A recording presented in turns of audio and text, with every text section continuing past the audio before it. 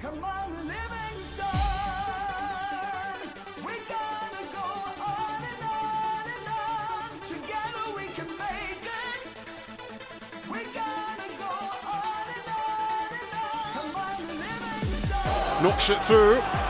Mullen bursting into the box. Josh Mullen. Together we can make it. Mullen's ball across. It's turned in. It's Pittman who's got it. Livingston leads. Can they get the ball back in? O'Brien. Lead! And Livingston have the lead. Man, you score. If we march together. The full-time whistle blows and David Hayes celebrates.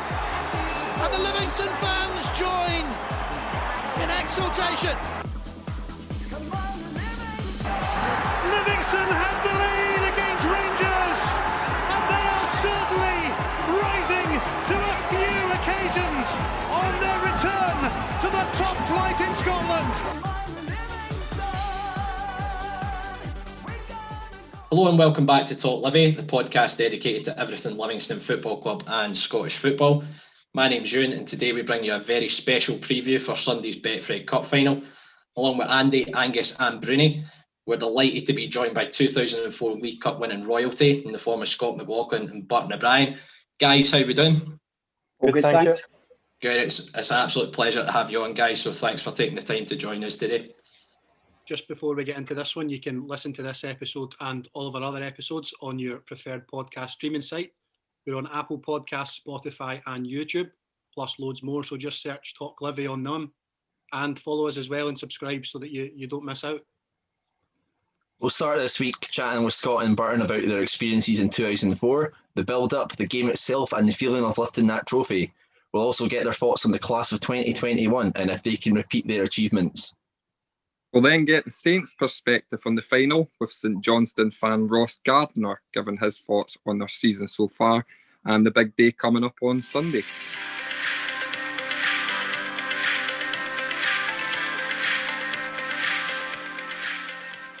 Once again, it's an absolute pleasure to welcome Livi League Cup legends Scott McLaughlin and Burton O'Brien onto the podcast.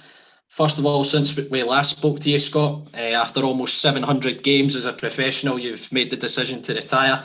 What have you been doing to keep yourself busy other than running 100k a day? I'm a football consultant for an agency called Sports Management International, so that's been keeping me busy.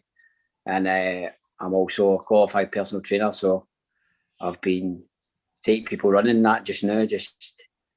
That's all I can do because obviously my gyms are shut now. So just try to keep myself ticking over and keep my mind ticking over as well.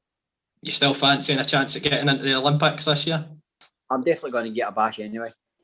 So, Burton, you've got your coaching school as well, which was thriving just before lockdown. I take it you're back onto online sessions just now?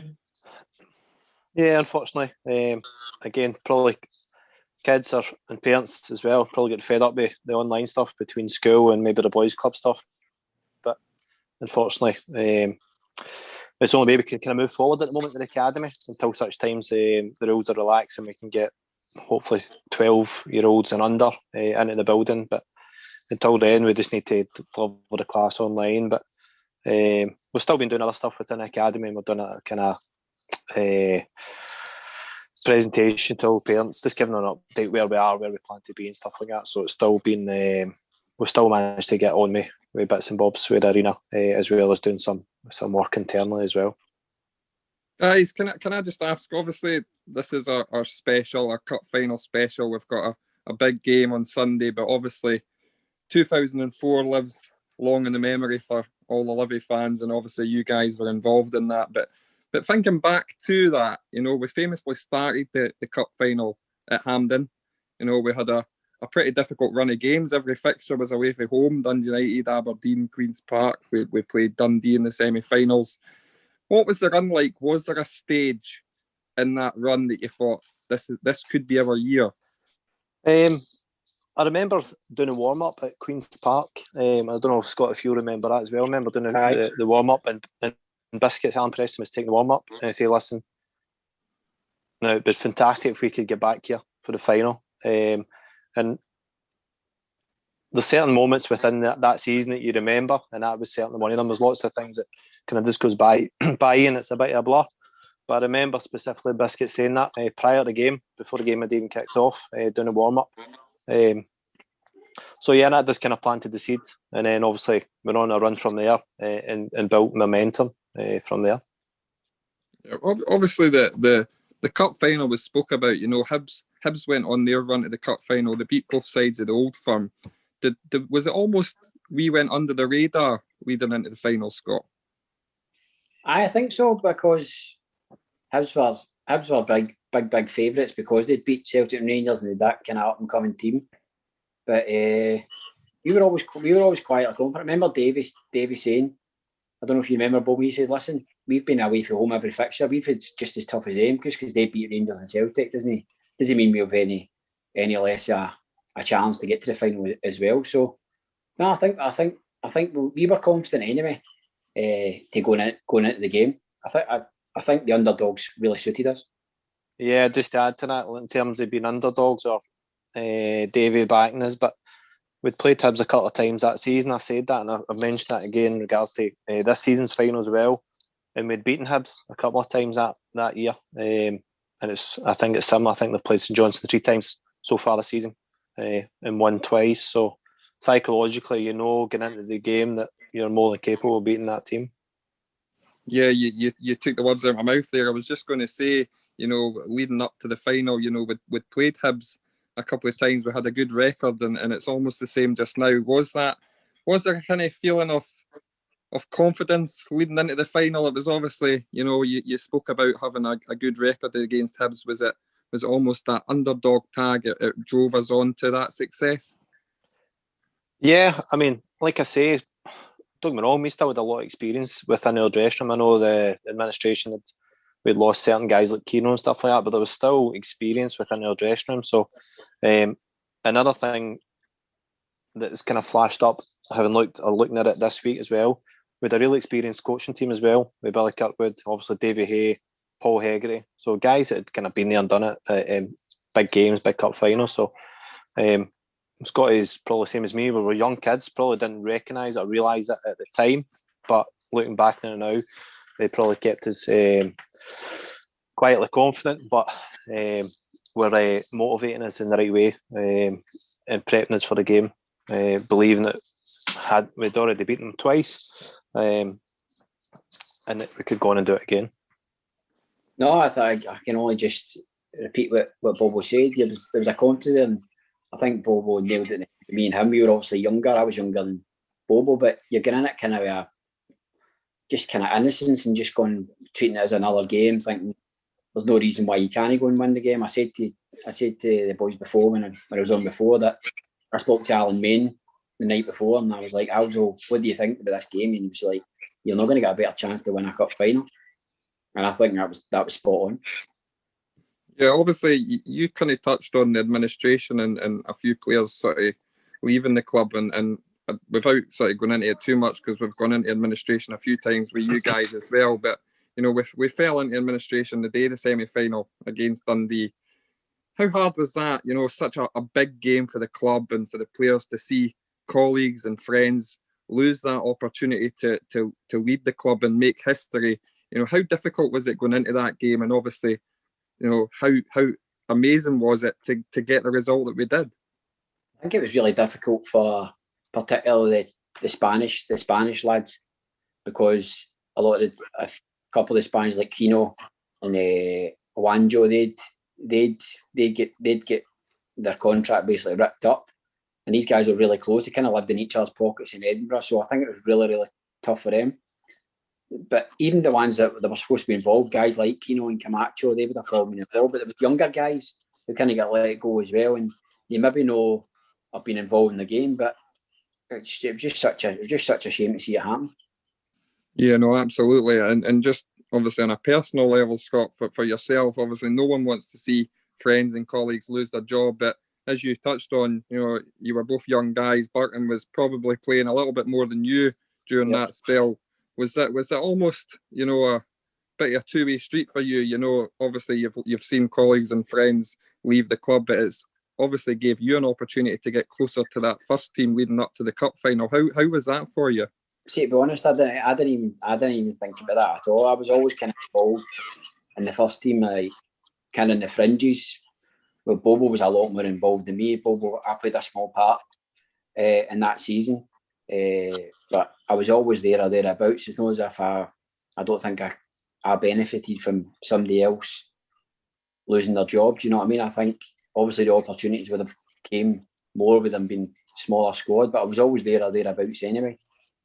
So just before we move on to the cup final itself, we didn't have the best runs. That leading up to the final, we went on a pretty poor run. I think it was 1 win and 6 during sort of the lead up to the cup final, and we actually spoke about it last week about maybe the mentality shift of the players just now.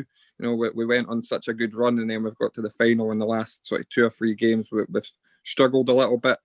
Was it almost the case that subconsciously the players maybe took their eye off the ball a little bit in the league because they didn't want to miss out on the opportunity to lift a major trophy, and it, for all we know, it could have been the only chance they got in their career?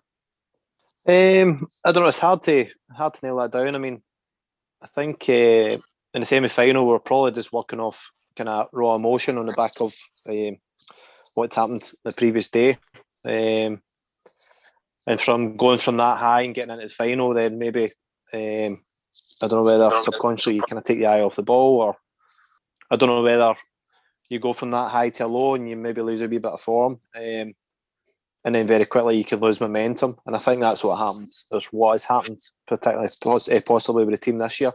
The momentum, and they go on a magnificent run, and then very quickly they get 1 or 2 bad results. But I think over the piece, I think this season in particular, I think the team have probably been a victim of their own success, and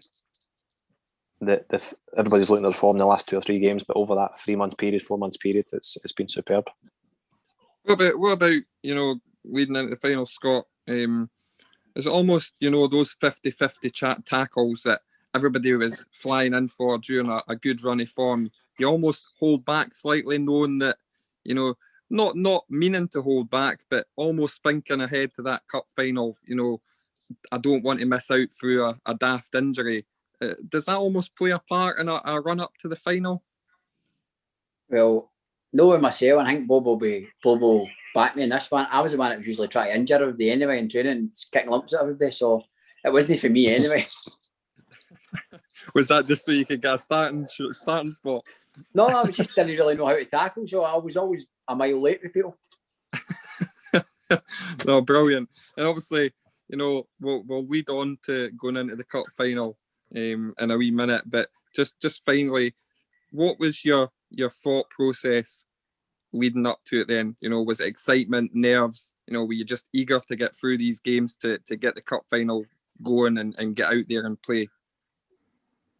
For me, I suppose you just want to know whether you're playing or not, or whether you're starting the game.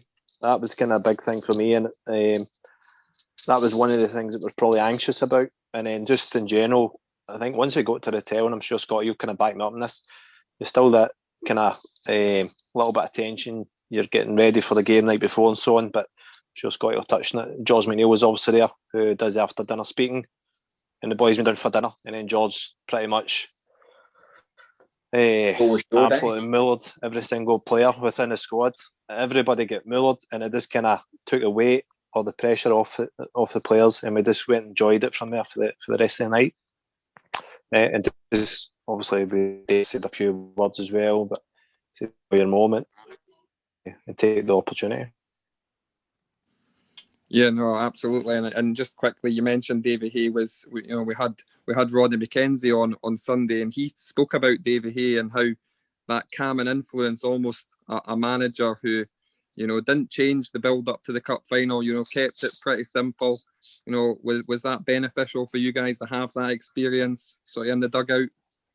Aye, definitely. I think Davy was just so calm. You wouldn't tell if he was up or down, and that rubbed off on the players, as Bobo said, like even the night before when he's just talking. He was just treating it like any other game. We were there in tracksuits. We wore tracksuits all season. It's not like we were getting all dolled up for a cup final. David just tried to keep it as simple as possible. So in terms of nerves and all that, I'm surprised that Bobo saying that. I thought Bobo would have been first in the team sheet, but obviously he's obviously anxious for his own. I knew obviously when he started the game, so I used to always share a room with Alan Main, and me and Alan Main used to just have a carry on no matter where we were anyway. So I just treated it like another game itself as well. But it was a brilliant occasion to be involved in. Yeah, well, we'll move on from Andy being the doom and gloom merchant, talking about everyone losing their jobs and everything like that, and terrible runs of form. But on the day itself, Burton, when did the nerves start to kick in on the day? Is it on the bus to Hampden from the hotel? Is it once you get out on the pitch warming up? When did the nerves really start to kick in? I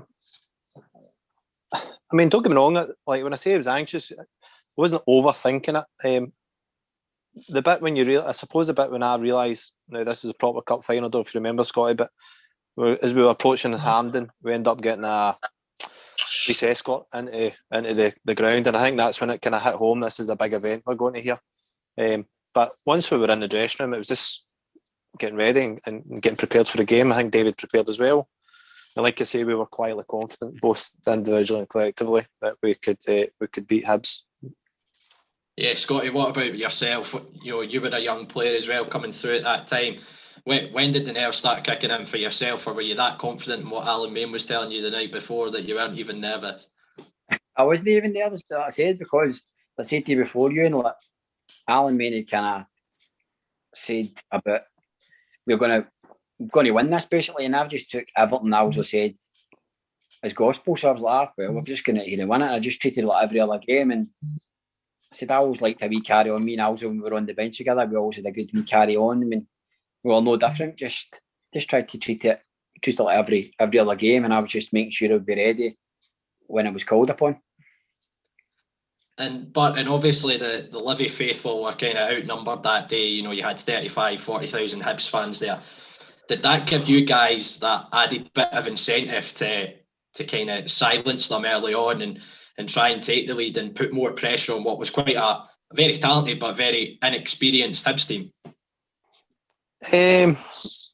So possibly it did, with obviously the bigger crowd, but to be honest, I think as players, once you're on the pitch, I mean that kind of thing is kind of out with your control. There's not really much you can do about it. So the focus is then on now what can you do on the pitch, and you don't want to be the person that's going to maybe let the team down. So you just try and implement what the manager's told you to do, and do what's got us to the final. So I think once the game starts, you're just kind of getting on with it, and you kind of forget that you are outnumbered in terms of the fan base. And Scotty, you were obviously on the bench for the first half watching the game. What were your memories of the first half from a fan's perspective? We were almost up against it at times. I remember, like, obviously I was sitting on the bench watching the game, so you just try and watch where you might go. And I mean, I was kind of utility, so I was watching all the different, and it's weird, right? Like, they probably had more chances, more possession, and you look back and say, by the way, that was an absolute doom. But see, at the time, I never really felt, oh no. I didn't panic at any point and think we're really, really up against it. It's only when you watch it back and you go, by the way, they had really good chances. They dominated the game against us. But I never really felt too anxious about it. I don't know if it was just because I was that young at the time and I didn't really give it a thought. And I was just trying to watch the game as much as possible to see where I would maybe come on. We made it to half-time level and took the lead early on in the first half. But what was going through your head when Lee Mako picked the ball up next to the biggest beach ball I've ever seen on a football pitch to clip the ball out to you on the left-hand side? Obviously Lee's put me there, but he's put me quite wide or near the byline. And I spoke about this, the goal today. Like, it was Derek's movement. That's what made the goal. Obviously Lee showed great vision to put me into a wider area, but I've had a quick look up and it's Derek's movement, and all I need to do is just hit him with the ball and put enough pace on it so that he can redirect it. So if Derek never makes that movement, then I never find him. It's as simple as that. and obviously you've just gone 1-0 up in a cup final. Was the initial response, just make sure we don't concede, or we scored the second one on the counter attack? Scott, what were your thoughts when Jamie McAllister's bursting through with the freedom of Hampden? Like, what goes through your head when you're seeing your wing back in that position? Well, I was at warming up at the time for the 2 goals. So see when I said to you before, Jamie was a good finisher. He never really let the ball hard. See the way he used to do that. He scores that goal with a kind of passing finish. Jamie used to do that quite a lot in training for doing like wee training drills. You would get the defenders who maybe come in and join in. So I wasn't thinking, oh my. I was thinking, by the way, why is Jamie up there?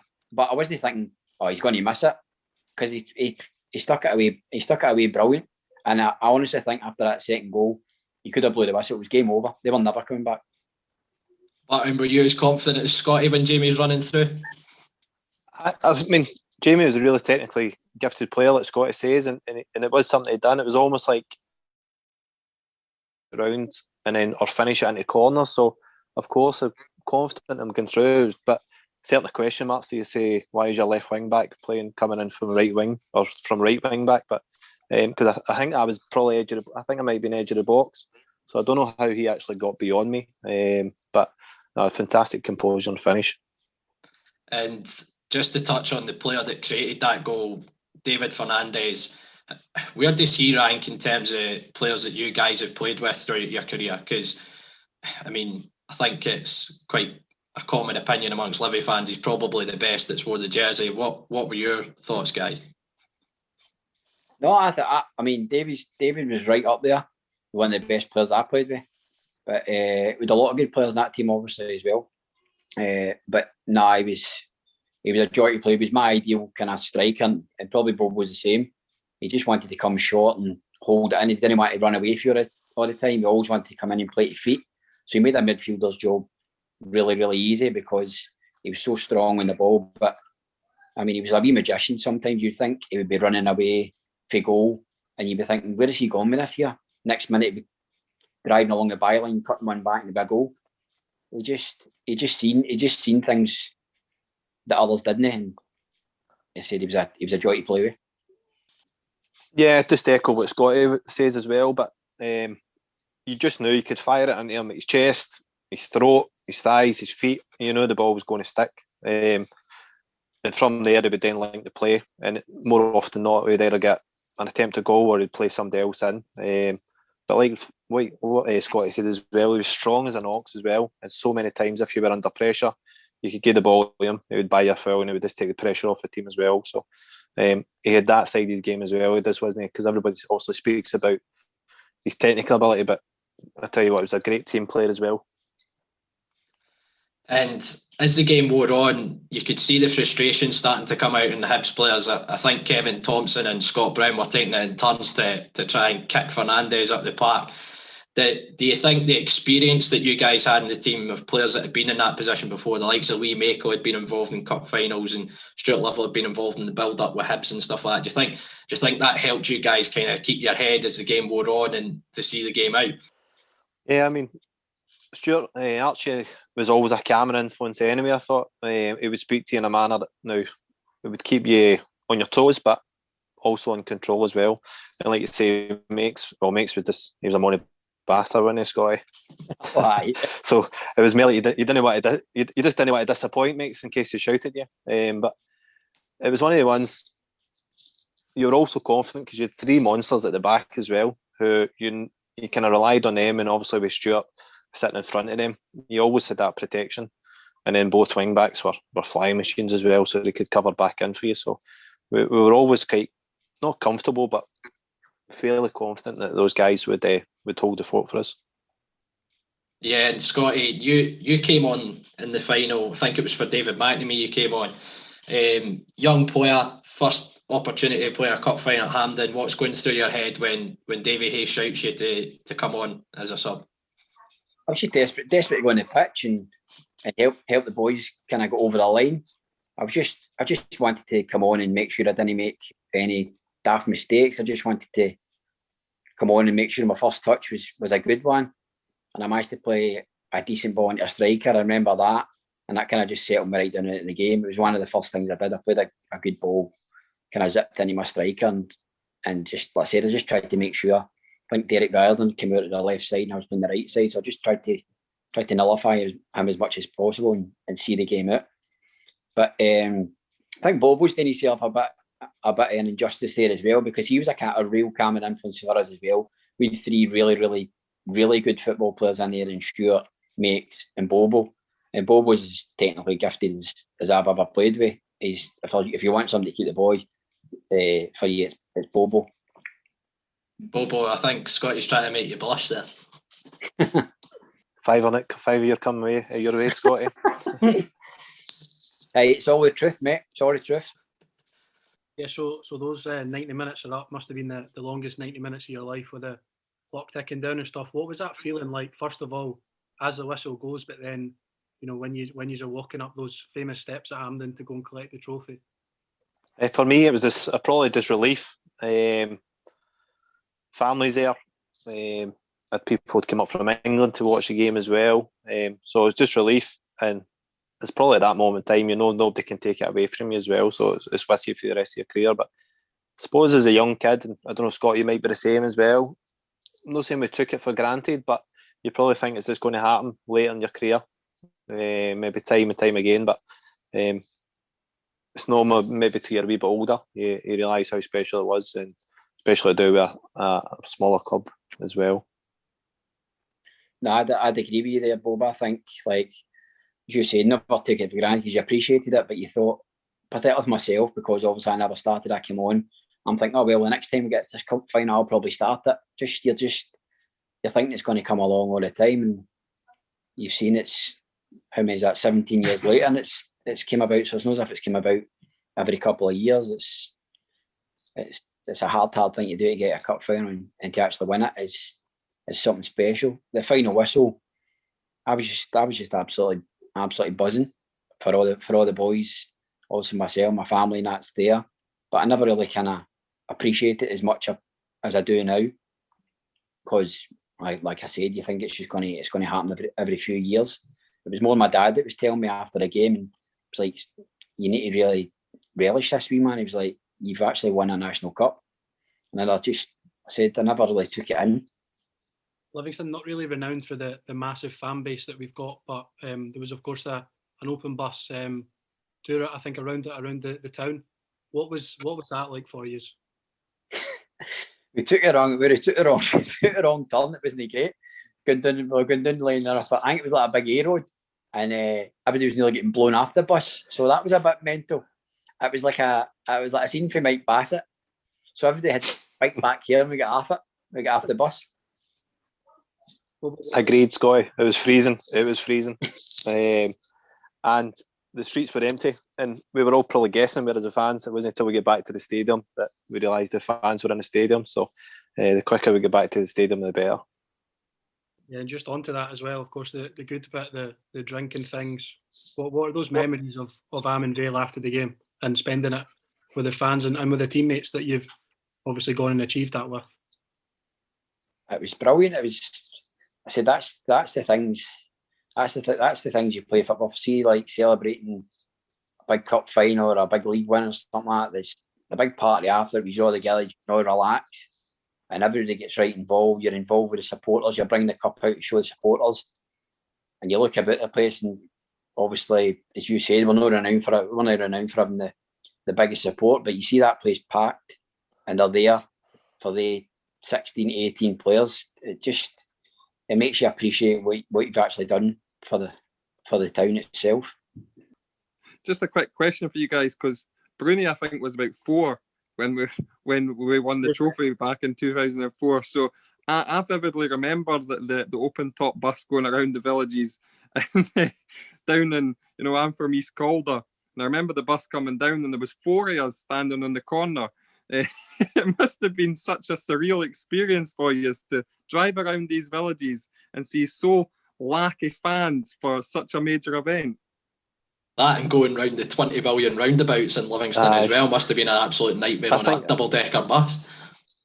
Yeah, I think Scotty's right. I remember, I think it's up where the the retail centre is, or where the Asda is now. We end up going up that way, and we managed to go into the kind of A road up there, travelling at 50, 60 mile an hour, freezing, and the boys try to get downstairs and stuff, but it all made sense by the time we get back to the stadium. Just one other thing, because I don't think we've asked this yet. Highlight of your career, winning the cup with Livingston.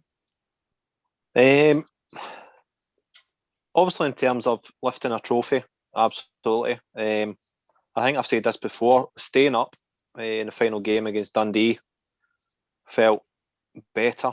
I don't know why, but I don't know if it was a relief for the pressure that came with it. But the feeling after the game, staying up against Dundee, for me, I don't know, I get a bigger high off of that. I know that sounds crazy, but I certainly did. But in terms of the end of your career, ultimately you want to have medals and show your family, show your kids and what have you. That is certainly up there.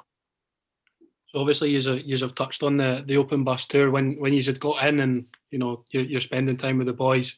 You've got out of the cold and things like that. How was it a 3-4 day bender type thing, or how was it celebrated afterwards? I think we just went out. I think we only went out the one day. I think we did a game midweek. Did we maybe play Aberdeen the midweek after that? I think we did. Or was it maybe Kilmarnock? Was it Kilmarnock? I'm trying to think. Might be Kilmarnock. I'm not sure, but I think you're right, Scotty. We obviously went out that night in Glasgow to Barbizar. But I think did we come in the next day, Scotty? We potentially maybe came in like late in the afternoon or something like that. I'm not sure. Actually, I remember being in. It was either the next day or a couple of days after. Because I remember we definitely the midweek game. So I remember David pulling me, and I'm sure I played the midweek game. And I think we were maybe up at Aberdeen on the Saturday. And we played Aberdeen in the cup quarter final, and I think the Thursday night at Livi, and then I think we had them in the league again on the Sunday. That was because the quarter final, Bobo scored, and then after the game, I remember Davey saying, "I'll toss a coin for the game on Saturday." Right now, remember about went up and beat them again. That's right. Aye. Just on that team, and obviously the after party type thing. You know, there was a few foreign boys in that team as well. You mentioned, you know, the likes of the Spaniards, as Manu Dorado in there as well. How sort of tight knit were you? You know, there's obviously a contingent of Scottish boys like yourselves, but were those boys fully involved in things like that? Was it a proper tight knit changing room like Livingston really is at the moment? To be honest. Yeah, I mean, don't get me wrong. We trained well, but there was also plenty of times where we would go and socialise together. We would often went to Amber Regent, which is a Chinese restaurant in Glasgow, and we'd go out and there'd be tables of 10, 15 years, and then maybe go for a beer or two afterwards as well. So, no, the bond was certainly there, and it wasn't a case of, right, the Glasgow boys would go with Glasgow, Edinburgh boys would go through to Edinburgh, the foreigners will kind of stay somewhere in between. Certainly, it was lots of sessions, lots of social events like that as well, where we'd get out and eat together and stuff, including, like you say, the foreign boys and Manu Dorado and stuff who used to come through to Glasgow frequently, and as did Big Marvin. You know, when that final whistle goes, maybe it doesn't properly sink in. You know, you said it yourself, Bobo, you only, looking back on your career, realise what you've actually achieved. When, for you both, we'll start with you, Scotty, when did you sort of realise, when did it sink in, you know, what you've achieved, sorry? See, to be honest, it wasn't for years after, Callum. It was, I don't know how many years later it really sunk in. It certainly wasn't right away. It wasn't as if, in a few weeks' time. I think you're going years by, and then you look back. It was maybe when I left Livingston, or maybe I went through tough times at other clubs, and I've looked back and went, I'm really happy that I managed to achieve that at a club like Livingston. But Livingston's like a club that's always close to my heart because of the success I had there. We win the cup, and nobody can ever take that away from me. No matter what anybody says, I'm always going to be part of that squad that did what we did, and that's I think that's the main thing. I mean, now that I've just retired, you look back and what you've done in your playing career. So no, I couldn't really put a finger on when it really dawned on me. Yeah, likewise. I mean, I suppose when I went back to Livingston for the second spell, people speak about it, and maybe at that time that's when you think about it a little bit more and what we achieved. And then obviously when I went back to the club the second time, kind of languishing mid-table in the Championship, kind of fighting relegation at the time. So you maybe that at that stage you then say, I tell you what, we didn't have a bad team at that stage. With internationals, obviously Marv was playing with Trinidad, Davy McNamee was in about Scotland teams, as Jamie McAllister was. I was sniffing about Scotland and South Africa as well, which we're not going to. But with a top team getting into Europe, getting the other semi-finals, Scottish Cup and stuff like that. So it was good times for Livingston, certainly. And like I say, it wasn't until maybe get back and you're in the Championship and you're fighting relegations and so on. That's when you maybe appreciate how good a team it was. Obviously, this Sunday's game's massive. It's only the second time Livi have made like a national kind of cup final. Burton, you mentioned about like how proud you were to have like family coming up and having like being able to enjoy that moment with those who are close to you. How do you think the players will be kind of thinking going into such a massive game this weekend, and it's going to be an empty stadium? It'll be difficult. Obviously, everybody's still getting used to it, I suppose, but the boys have had a year of it pretty much now. So I think come Saturday, it'll just be a case of getting on the pitch and just, like I say, once they're on the pitch, whether fans are there or not, they can only do what they can control, and that's is perform. So it's obviously, from a player's point of view, you miss the build-up. I mean, in an ideal world, the players would probably maybe away at St Andrews for a couple of days this week, got a couple of days training, maybe a game of golf with each other, prepping for the game, staying over, and just enjoy the build-up as such. They're not going to have that. I believe they're actually driving in their cars to the game the weekend, which is a bit of a shame. So they're going to miss that experience of a National Cup final or the build-up to it anyway. But at the end of the day, if they go to the game on Sunday, they win it and they get their medal and their trophy, that is all that will matter. That's the only thing that will matter, because when they get to a final, you want to win it. And I suppose nobody will really remember if there was fans there or not when they've got their medal in their house. Yeah, and just to touch on that, Scotty. So basically, you kind of mentioned about like how it might take some players like a wee while to kind of realise like the massive like occasion. For a number of the players in our squad, this could be the only time that they possibly might win a trophy like this. So, like, how important is it for them, despite the kind of like lack of like a usual build-up, the lack of support, lack of having their family there? How important is it for them to leave everything out there on the pitch, as Burton says, to make sure that they get that medal at the end of the day? I think you just got to make sure. I mean, it's an old saying, but you just got to have no regrets after the game. You've just got to get everything you can to win the one-off game, to go and. I said the main thing is, it doesn't matter how they win it, as long as they're lifting the trophy at the end of the 90 minutes, that's or 120 minutes penalty, whatever it takes. It's the main thing is you're walking up these steps to get the trophy, and you want to the worst thing you could ever do, no matter what game it is. I mean, a cup finals, have regrets after the game, thinking, oh, I could have maybe done that, I should have done that. You just need to just block everything out and do everything possible to try and win the game. Yeah, we'll just go on and talk about kind of like the current team that we have at the moment. Obviously, Scotty, in the video that you sent us, you talked about like your relationships with the likes of Alan Lithgow, played with likes of Nicky Devlin, Alan Forrest. Who else kind of impresses you in this current Livi team? I think Scotty Robinson's been different class. I mean, when I was obviously playing the lower leagues, I played against Scott Robinson, and it looked as if his kind of career was going down the way. So that's why I think it's a great story, and I would love it for guys like that who's kind of took the knocks and came back for it, and he's played a massive part in getting to a cup final. I like big John Guthrie at the back. I think he's a rock at the back. He's aggressive. He goes and wins his headers. He doesn't try and be something he's not. He's really, really vocal as well. And a lot of good players there. I said I'm delighted to see Nicky and Alan Forrest heavily involved. Gutted for Big Lithgow, and has obviously been a great servant for the club. But no, I think it's a really good squad. Yeah, and Burton, you would have played alongside likes like Scott Pittman. Who else impresses you in this current setup? Yeah, I mean, there's a lot of similarities, I suppose, to this team to our team as well, because I know David Fernandez was a bit of a magician, but I wouldn't say there was any superstars in our team who were collectively really good and everybody knew their jobs and done their jobs. And this team's no different. I mean, I don't think there's a standout superstar within a team, but everybody knows their roles. And even with injuries or suspensions, the lads that come in know their jobs and they can be trusted as well. And our squad was the exact same as well. But obviously I played with Pitts. Pitts is just goes about his business.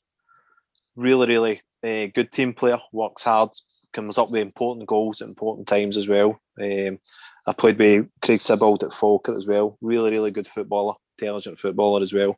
And again, he can certainly open up teams or score goals as well. But overall, like I say, no superstars. Everybody knows their jobs, and that's one of Livingston's biggest strengths, I think, and that's why they've had the success they've had. Yeah, I think that transcends right through to the management team as well. Just the way that they kind of just knuckle down and get the hard work done and make sure that everything goes well. But for the kind of like first half of the season, things weren't looking too great. In all honesty, obviously Gary Holt ended up resigning from his role as manager. I'll come to you, Scott. When Livingston were in that kind of rut, obviously struggling to get points together, and it looked as if they might have been going into a relegation battle. Do you now think that what do you make of the turnover since Martindale's came over, and how surprised are you at like how well we've done in this recent run? I mean, you're always going to get team. I know Davy's obviously been there for a long time, but when you kind of get that the change of manager and you get that initial boost, but the run they went on was unbelievable, and I think it surprised everybody. I guarantee it was a surprise to all of you as well. You'll never expect you going to run like that, but it was a perfect point of the season to go on a run like that, because it's a case of it could go into a relegation fight, or before you know it, you're up there challenging third and fourth place. Obviously, the last couple of results have not been great, but I don't know if that's kind of, as Bobo touched on, maybe subconsciously thinking about the cup final and results going, but you couldn't keep up the run you were on.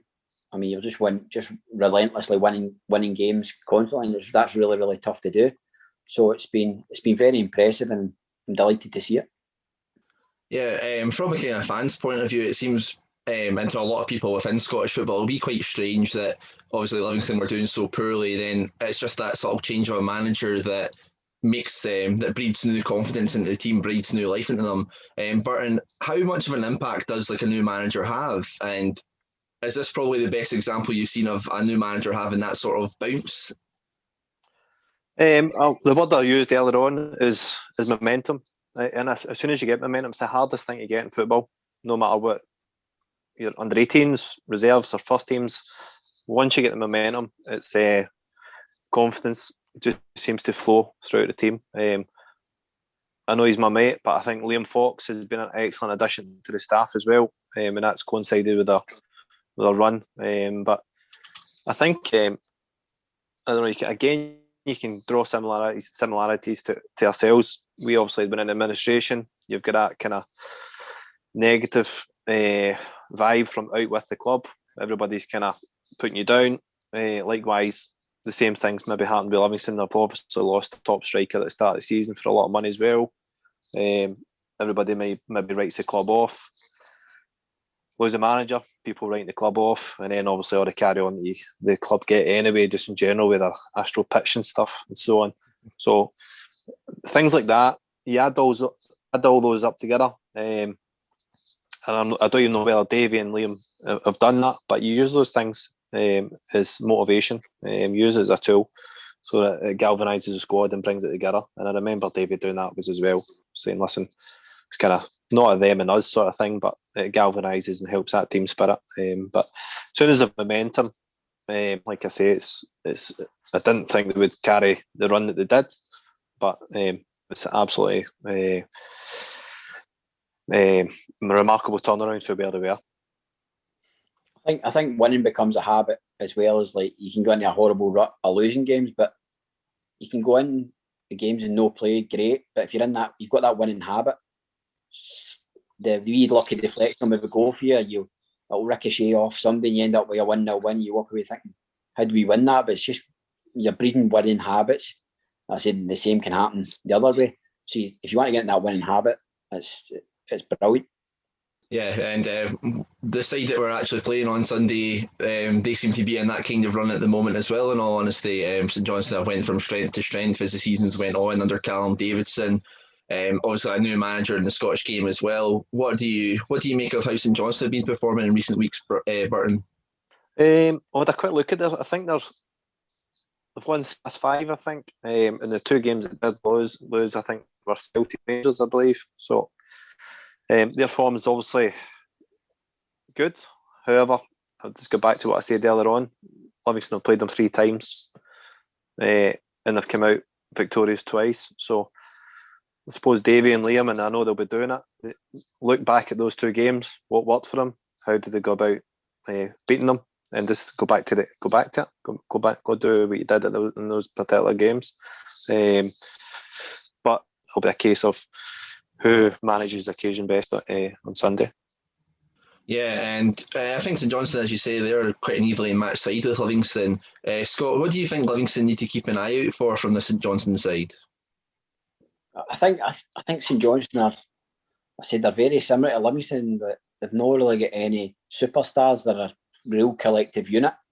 I've watched quite a bit of St Johnstone this year, and they're quite a stubborn defensive side. So I think it's a case of trying to break their back line down. Because like I said, they're a fit team, and they're hard to beat. Particularly last kind of 5 or 6 games, they have been really hard to beat. Even against Celtic a couple of weeks ago, Celtic found it really, really hard to break them down. They'll get their noses in front. And I like we Craig Conway that kind of plays off the front and he kind of roams about. He's clever and he's a good experienced player, and he's obviously got history at Hampden as well. So he's probably somebody that they'll need to keep an eye on. Delivers a good ball as well, and they're quite aggressive in both boxes. So it's something Livingston will need to keep an eye on.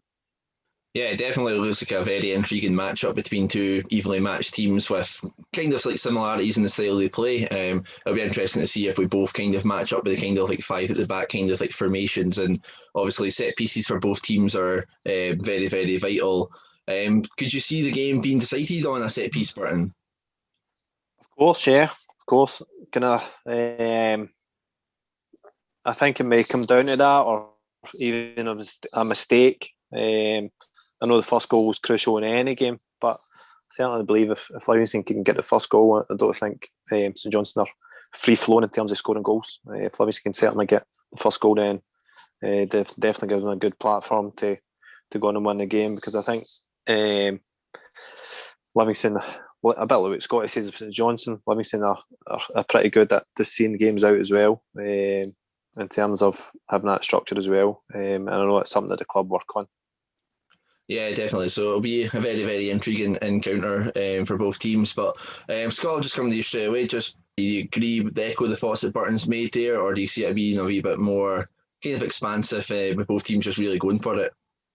Nah, I can't really see that. I mean, I might be wrong, but I can't really see it being a really open game and kind of you score, we score. I think it'll be more tactical, and I think the first goal was going to be really, really vital.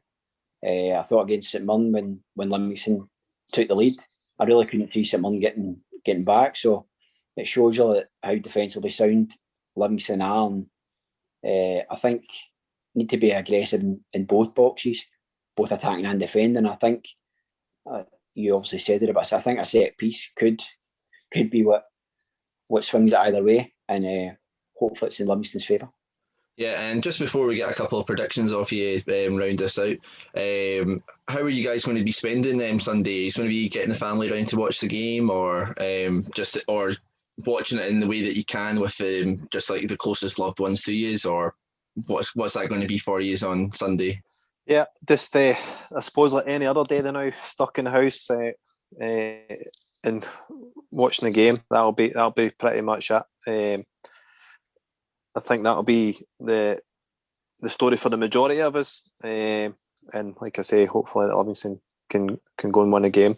Actually, I played with Callum Davidson and I played with Steve McLean, assistant manager. I like both of them. I think Callum's got a big future in the game. I think he handles himself really well. However, obviously, it goes without saying that my allegiance lies with Foxy and obviously the club. Just the same. I mean, I'll probably get my wee boy to watch a game with me, and hopefully Livingston come out. But it's the fans, the Livingston fans and the St Johnstone fans. I do really feel sorry for they're going to miss out on a special occasion, because particularly for a provincial club, it's not something that comes along very often. So it must be hard for you guys not being able to go along and support the team. Yeah, definitely. So there might not be an awful lot of us, maybe like 1,100 season tickets, but yeah, every game to us is extremely vital, and to miss out on such an occasion is a massive shame. But hopefully we can all be smiling by the end of Sunday night, and hopefully another trophy's coming back to West Lothian. But just before we finish off this wee bit, Burton, what do you think the score's going to be? I'm going to go 1-0 Livingston. 1-0 Livingston. I hope that's the kind of game plan to go and get after them, get a goal, and then manage the game, see the game out from there. That's what I anticipate will happen. I think 2-0 Livingston. I think we'll take the lead early and then break away at the death. Yeah, I'm sure each and every single one of us would be absolutely delighted with either of those scorelines, or any scoreline that basically has us come out on top. Well, gents, it goes without saying, it's been an absolute pleasure having you guys back on the podcast. Thank you so much for taking the time to chat with us and about your experiences from 2004. As Angus said, here's hoping that there's a new set of legends going to join the class from 2004 as well. Fingers crossed.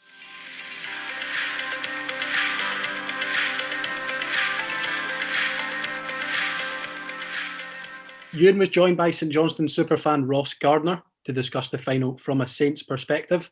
They talk about the Perth side's season so far, Callum Davidson, and their run to the final. Here's what the lads had to say. I'm delighted to welcome back Saints fan Ross Gardiner onto the podcast. Ross, how's lockdown life treating you?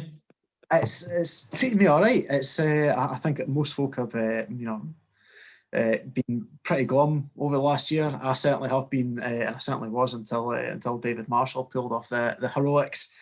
However, Saints have been keeping me in good spirits. We've been doing pretty well this season, considering it's the first after a pretty major shake-up.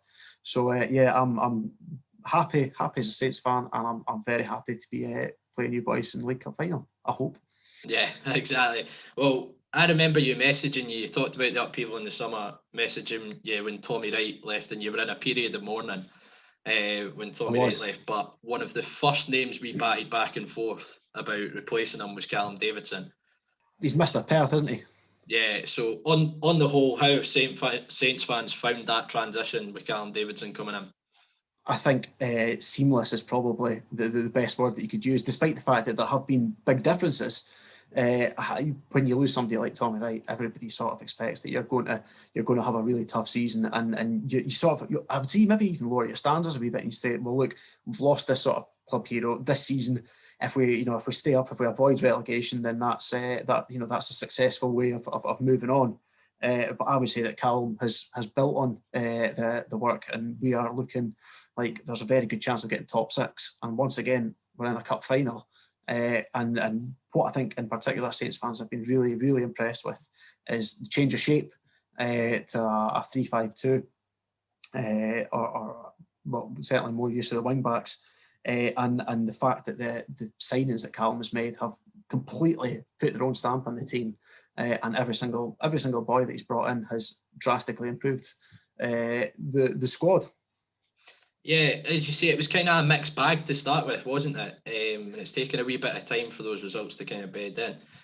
What would, as you just kind of touched on, was it just survival would have been almost deemed a good season for Callum Davidson with it being his first in the job? It's hard to say for certain, but I think first and foremost, every Saints fan will tell you that it's a good season if we stay up, and that's not a reflection on the work that we've been doing, and we have been achieving some great league finishes and some great scalps in the Scottish Premiership. But ultimately, we're where we want to be is in the top flight, and that's the priority.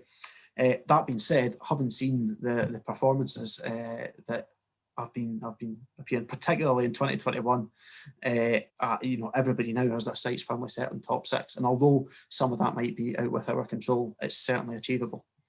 I always get called negative for saying as long as Livi finish 10th and above, it's a successful season. I always get told I'm negative for that, but it just shows you that other fans within the top flight have the exact same approach. Budgets play a big part. I can't speak for everybody, but that's certainly for me. I mean, if you go on St Johnstone's Wikipedia page, it still says that we're a yo-yo club, despite the fact I think this is 12 seasons in a row that we've been in the top flight, and in that time we've never been in a relegation scrap.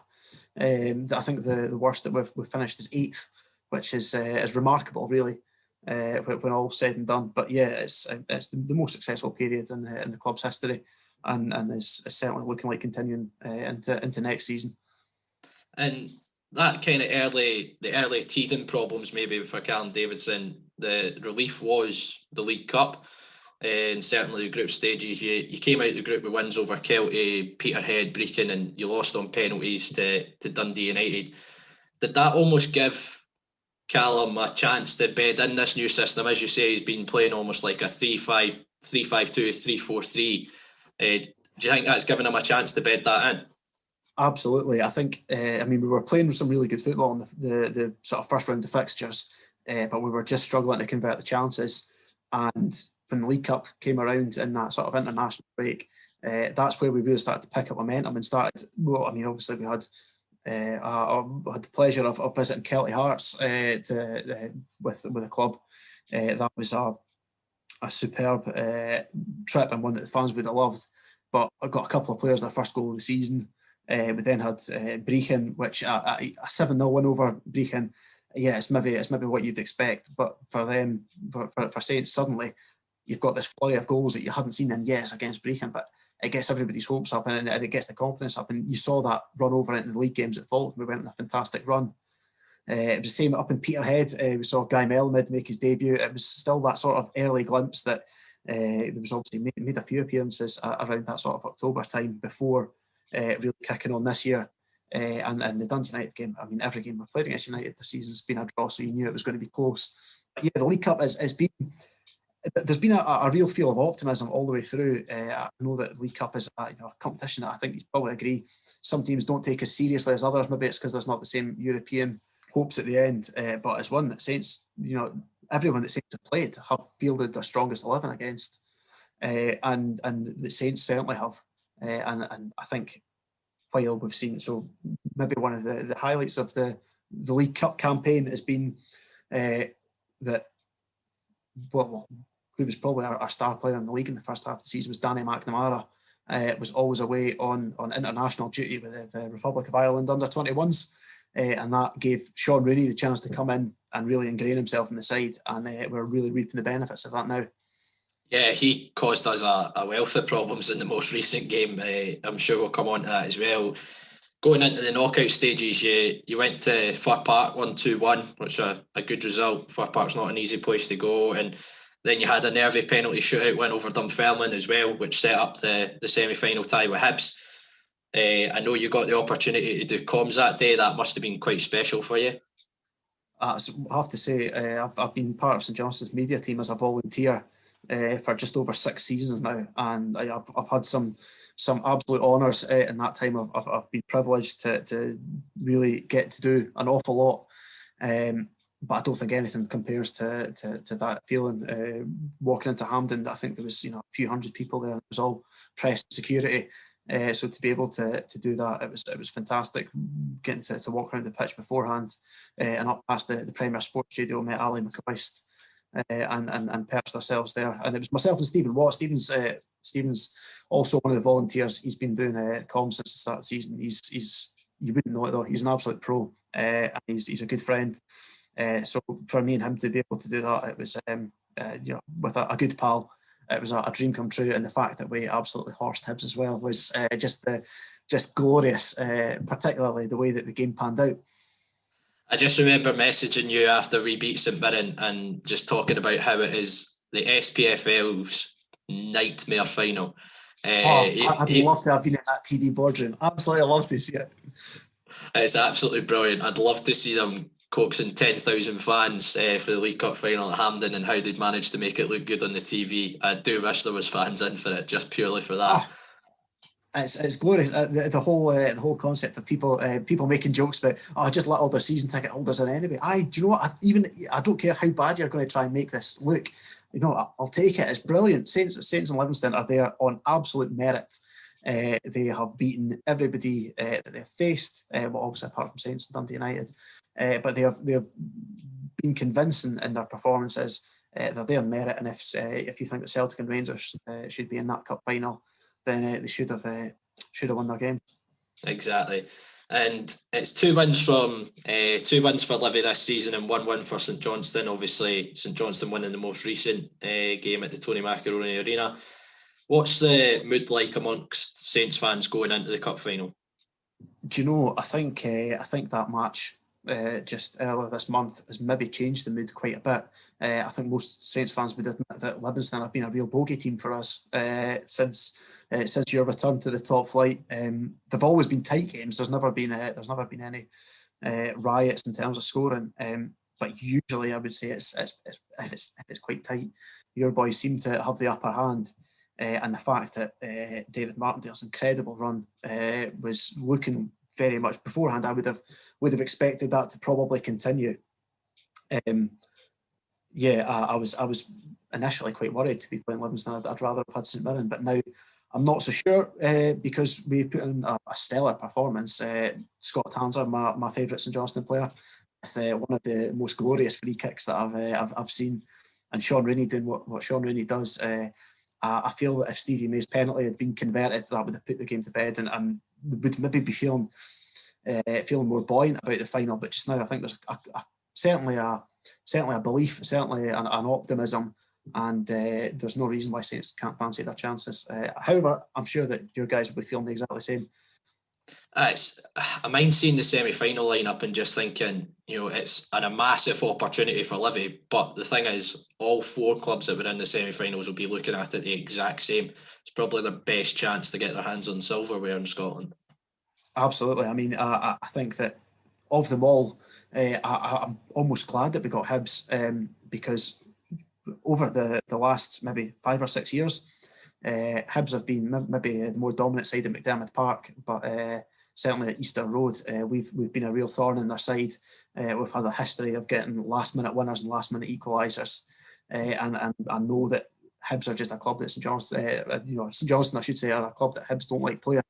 And although they were favourites, I have to say that certainly with the run that Livingston were on, and having seen St Mirren already knock out Rangers, and knowing that St Mirren are very much a cup team, a team that have put us out of the League Cup in recent seasons, I felt like those were the 2 to avoid, and Hibs would be, albeit the best of a bad bunch. You'd rather not have maybe any of those 3 teams, but if you've got to pick one, I think Hibs was the one that I would have wanted to draw, and thankfully it all panned out.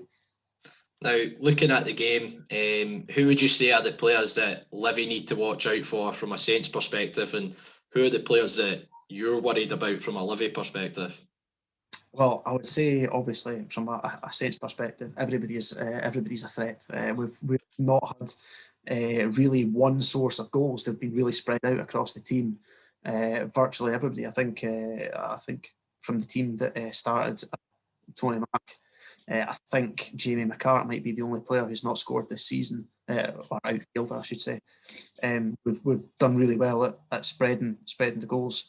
That being said, there have been a few absolute stars. Sean Rooney, we don't even need to mention. He's the star of the moment just now. He's a juggernaut. He's an athlete. He's great at surging forward. He's got an incredible delivery. He's got a fabulous long throw, and nobody in planet Earth could beat him to a header. So he's obviously a real threat. for me, and the battle will be won and lost in centre midfield. And Ali McCann, who I frankly can't believe is still with us at this stage, is the one to watch in that battle. I know that he'll obviously have his work cut out against Marvin Bartley. However, he's really come on leaps and bounds this season, and he was probably player of the season last year. But since the last international break, where he made his Northern Ireland debut against Austria, and he was fabulous away there. They were still drawing when he got subbed off, and he had a stellar game against Romania a few days later as well. He really looks like a player that could slot in a much bigger team than St Johnstone. The front line is probably where I'm least sure of what is going to be played, because we've sort of had two different setups. For me, my favourite play has been the partnership of Chris Kane and Guy Melamed. Chris Kane has always been the scapegoat amongst St Johnstone fans because he's a striker who doesn't score. You're a big Chris Kane fan, aren't you?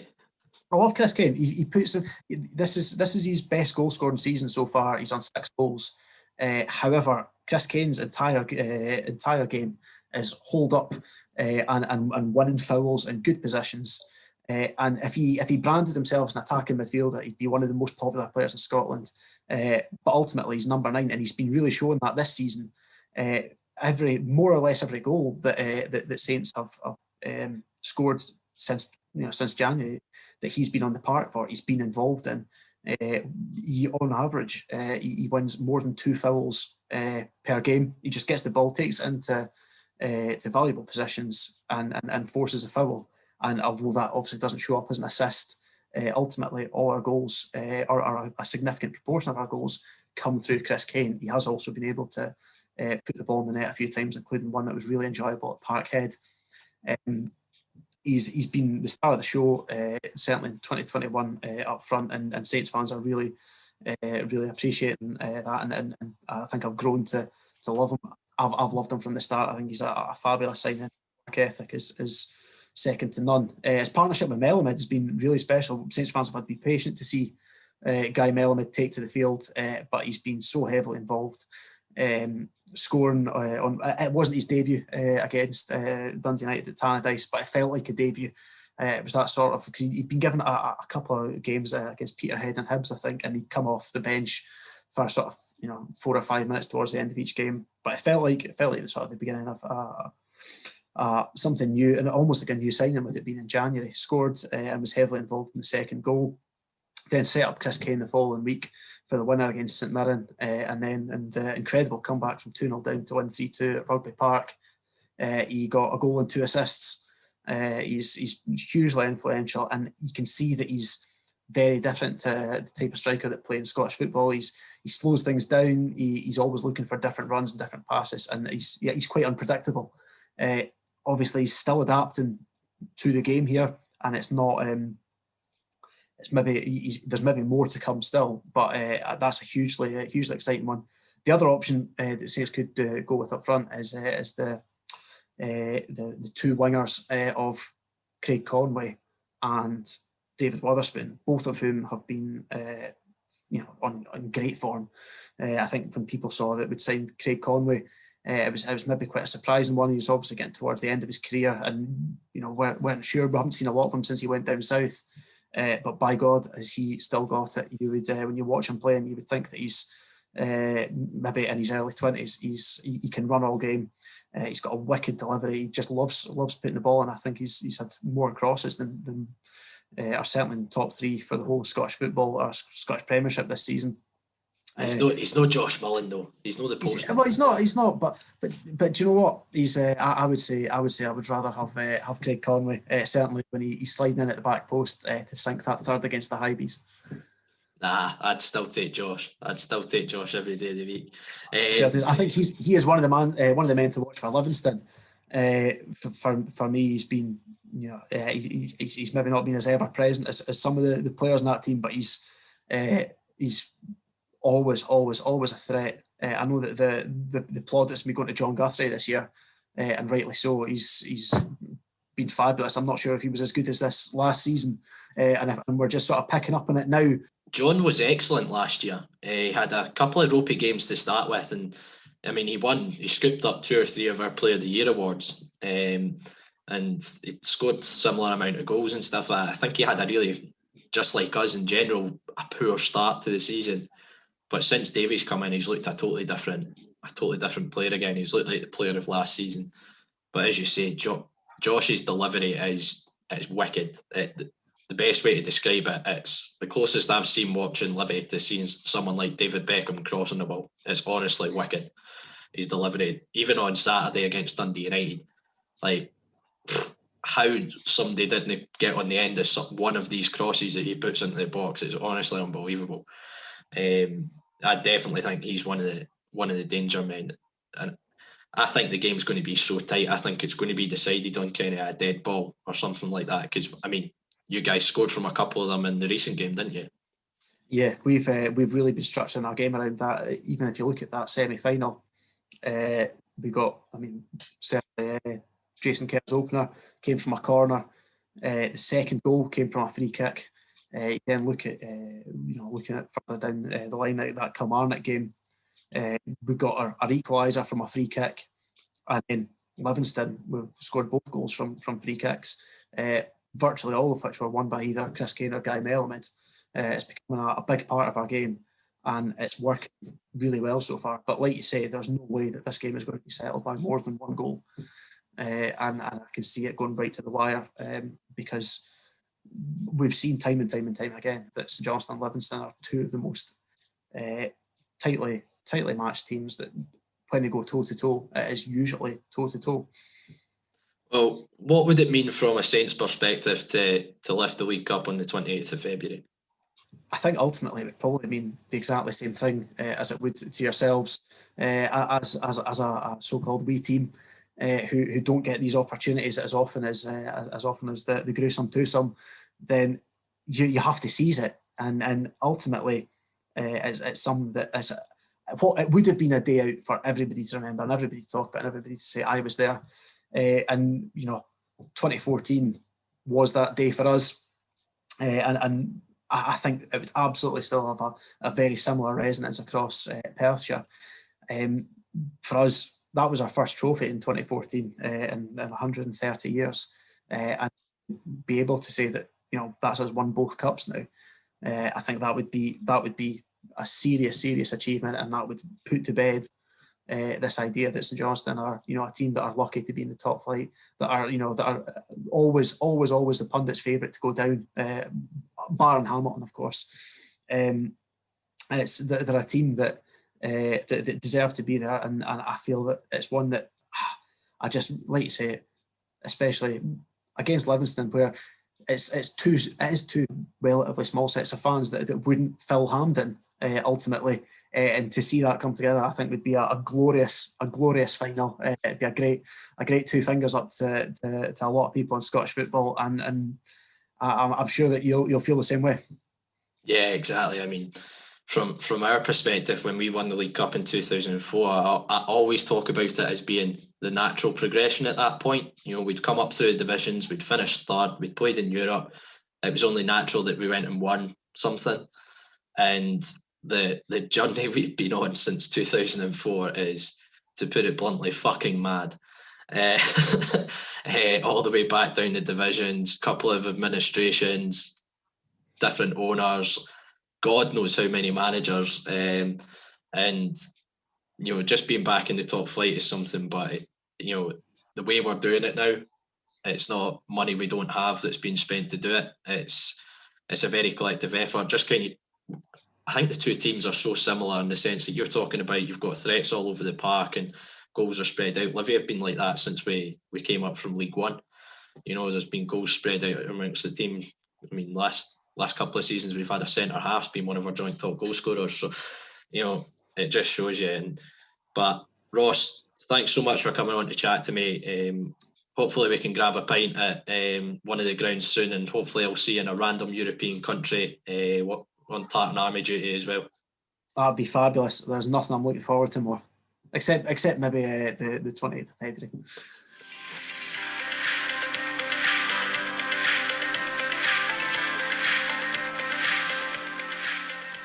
So Sunday, it's obviously a massive day for the football club as we go to Hampden for the second time in our history to play in a major cup final. Guys, have the nerves started kicking in yet? I'm a nervous wreck already, and was it Tuesday we're recording this? So God knows what it'll be like Saturday night, Sunday. Don't know if I'll be able to speak during the actual game. It's incredible that we've even got to this final, and I'm buzzing for it. But yeah, my nerves are in absolute tatters. It was bad during the semi-final, but this will be 10 times worse. I feel okay now. I think like the semi-final though, by the time it gets to like maybe 2 days before, maybe like Friday, I'll start to properly feel it, and then by kick-off, I'll just be an absolute joke. Just absolutely struggling to to actually perceive like the game properly, and that'll just be a worried mess. But yeah, hopefully it's all going to be worth it, and hopefully by the end on Sunday we're all going to be cheering together, and we'll be able to celebrate when we make up for it later on in the year. Yeah, do you know, I'm feeling quite calm at the moment, genuinely. Bollocks! No, genuinely, I'm finding it such a strange experience leading up to this cup final, because that feeling that we're obviously not going to be there. It's a really strange emotions I'm going through just now. Obviously, I'll be like you, Angus, probably by Saturday, I'll be a bit of a nervous wreck, and certainly Sunday, leading up to the game. But just now, it's a bit of a strange emotion, that we're not going to be there. It's a bit gutting that we're not going to be there, but so I'm fairly calm at the moment, genuinely calm, but obviously looking forward to it. No, see, as soon as the game finished on Saturday, my first thought was, we're now into. We'd obviously been in the cup final, but my first thought after the whistle on Saturday was, geez, the next game's at Hampden, and that was at 8 days before. So I'm still a nervous wreck at the minute, and just going, I don't know what it'll be like on Saturday, but I don't know how you're calm, Andy. You're sitting eating there. Look at him, he's scoffing his face. That's fucking why. Yeah, just for our listeners, Andy is currently looks like he's deep throating a flapjack. For the benefit of our listeners, but you can't say that. But to bring it back to some sort of normality on the podcast, Bruni, I was the same as you. As soon as the final whistle went on Saturday against St Mirren, the only thing I could think about then was the cup final, because it's the next game now.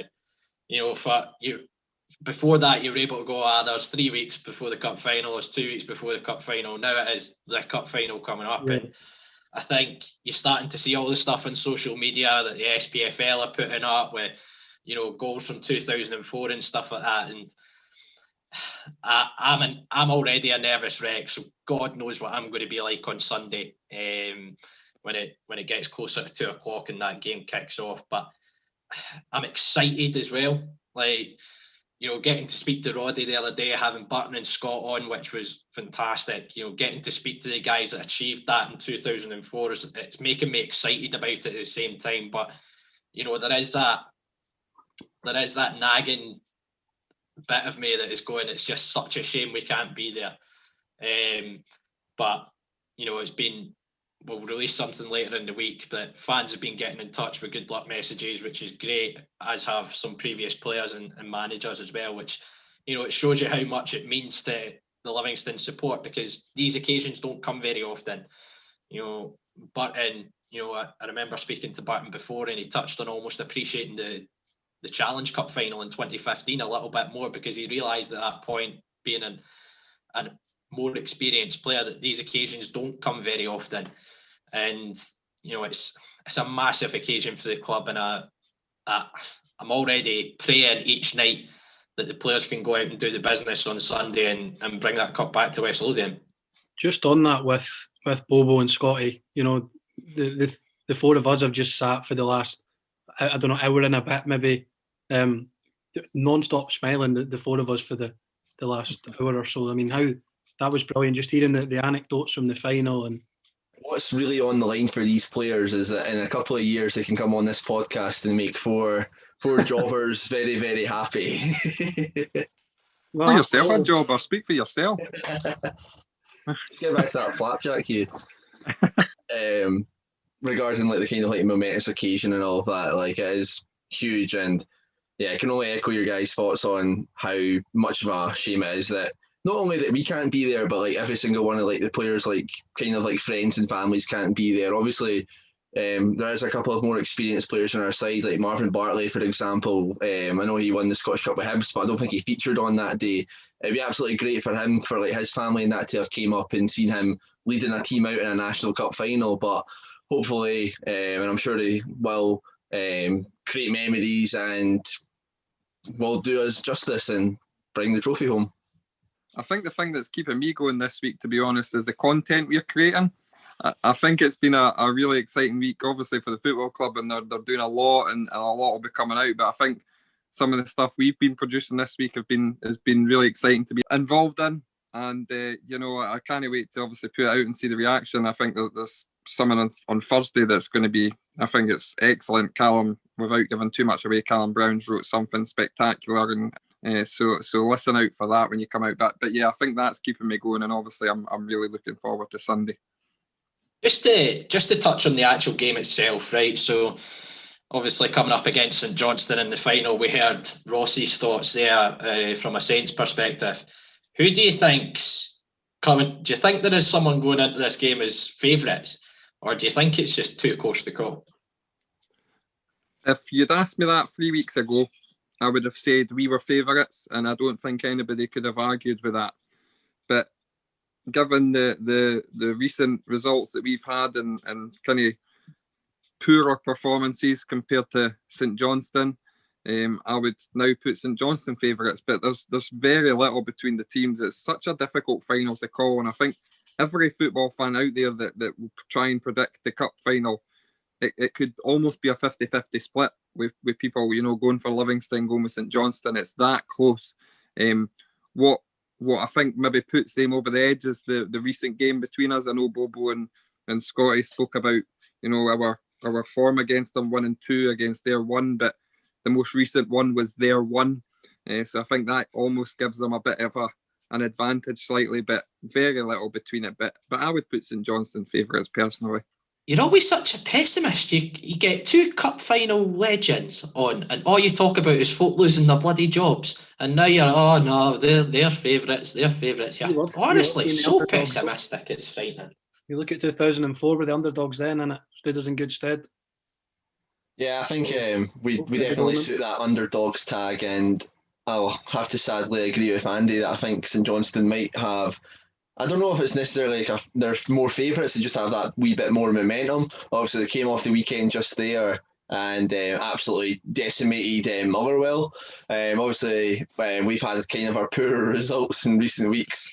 But yeah, to be fair, St Johnstone, that last time that we played them, we missed quite a few crucial players, so who could have maybe made a massive difference. And in the end, even though we were very poor that day, it was only 2-1, and perhaps if we had a wee bit better quality, we would have not lost that game. So I think it will be really interesting to see, especially if both teams are at full strength. Both teams have been playing well over the last couple of months as well. So yeah, I think it's going to be a good occasion on Sunday. So we'll get down to it then, guys. The predictions. I think this is probably the hardest one to call all season. Bruni, we'll start with you. Do you expect the team to join the class of 2004 and lift the League Cup, or do you think we're going to be very unhappy on Sunday evening?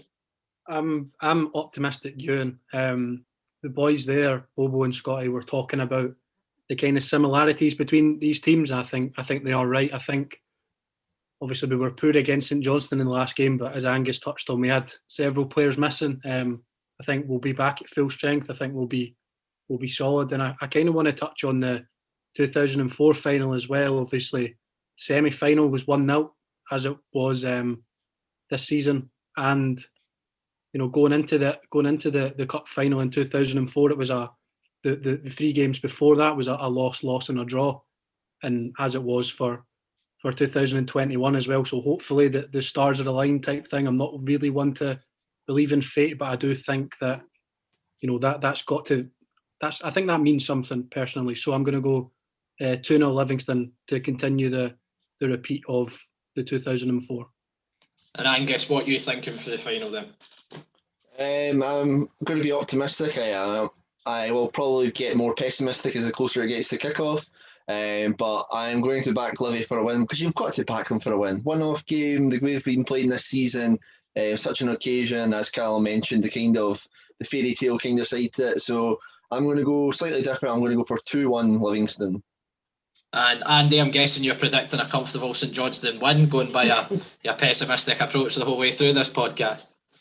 No, in fairness, I think none of us can possibly go into this game and predict us to get beat. We've all got to predict Livingston lifting that trophy. And if we're wrong, we're wrong. I don't think anybody can have a go at us for predicting us to win. And it's very difficult to disagree with such a legend as Burton O'Brien.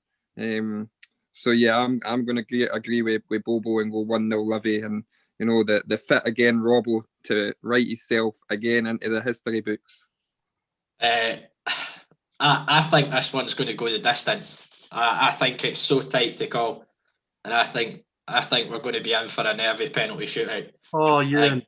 I think it's going to be an afternoon of torture for the young bear Callum Brown on comms. If he's able to watch the penalties, but I think it's going to be 1-1 after 120 minutes, and I think either Max or Robbie is going to come to the rescue and make a bit of history for Livingston. And I'm hoping it's not that. I'm hoping it's one of you guys, because I can't bear watching 120 minutes plus penalties.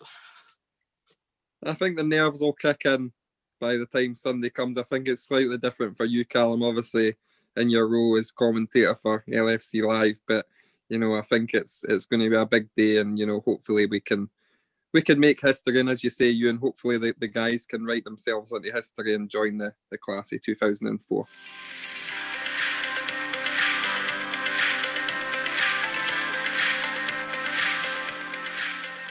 That's it for this week's episode of Talk Livi. Thanks again to every single one of you for tuning in week in and out. If you can, we'd love to hear your feedback. Either leave us a review on iTunes or simply message us on Twitter, Facebook or Instagram. As Angus said, we're on Facebook, Twitter and Instagram. Search Talk Livi to find us. You'll find all the links to our episodes over on there as well.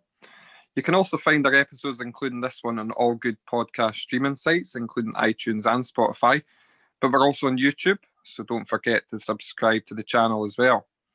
If none of those options suit you though, all you have to do is head to our website, talklivipodcast.libsyn.com, where you'll find every single episode we've done over the last few years. That's it for this week. Thanks again for tuning in as always. Very special thank you to Scott and Barton for taking the time to join us on the podcast once again. For now, thank you all for listening. We hope you have a great week building up to the big game. Come on, Livi, let's bring that cup back to West Lothian.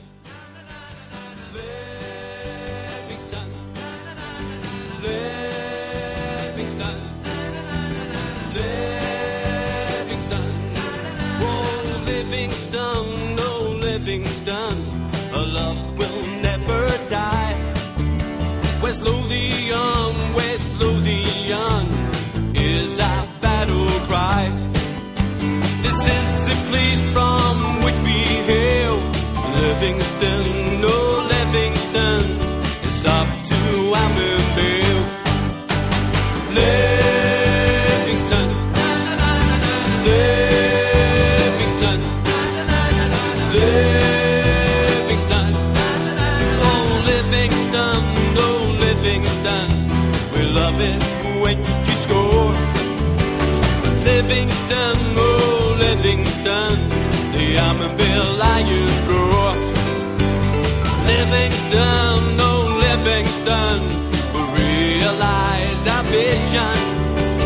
Livingston, oh Livingston, into the